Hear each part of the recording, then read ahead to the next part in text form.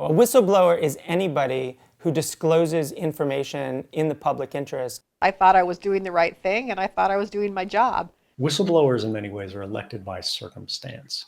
It's not about your credentials. It's not about who you are. It's about what you've seen. The UN's chief expert on the right of freedom of expression and access to information has just released a very important new report on the protection of confidential sources and whistleblowers. It's important to protect whistleblowers because of the very reason that very often they're the only mechanism by which the public learns of critical information of public interest.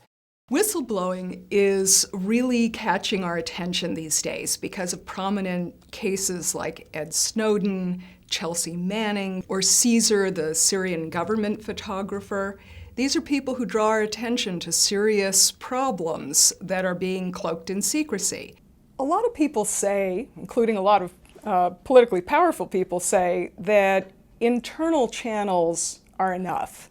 Unfortunately, when we look at how these things actually function, you can ask anybody who works at a secret organization, for example, like the National Security Agency, what happens to people who illustrate some kind of wrongdoing, some violation of law? Are they rewarded or are they punished? Individuals are still being sentenced to many years in prison.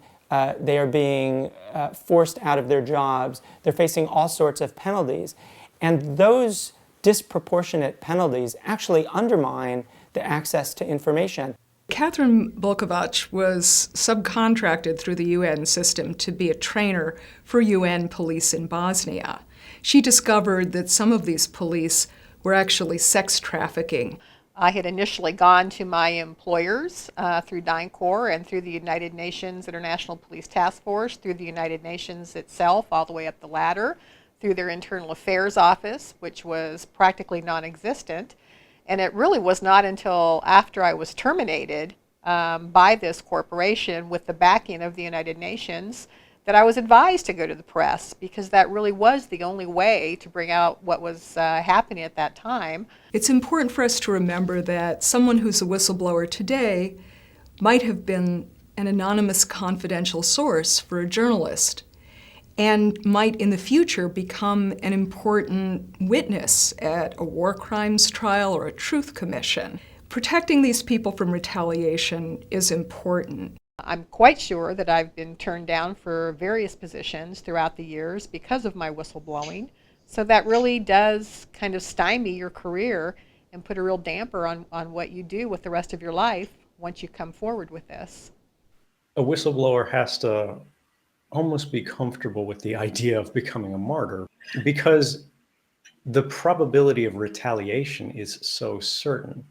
But if we structure our societies in such a way that people reporting wrongdoing of the most serious nature have to basically stand up and light themselves on fire, we're very quickly going to find ourselves out of volunteers at the very moment when society needs them the most. Governments often have legitimate reasons to keep things secret, but it's never a legitimate interest simply to protect officials from embarrassment or hide the workings of a government institution or cover up wrongdoing. But it's about change that comes from the public statements of officials, that officials don't simply say the whistleblower deserves to be punished, but acknowledge that the whistleblower has performed, in a sense, a public service. And blowing the whistle has to be recognized for what it so often is: exposing serious wrongs and defending human rights.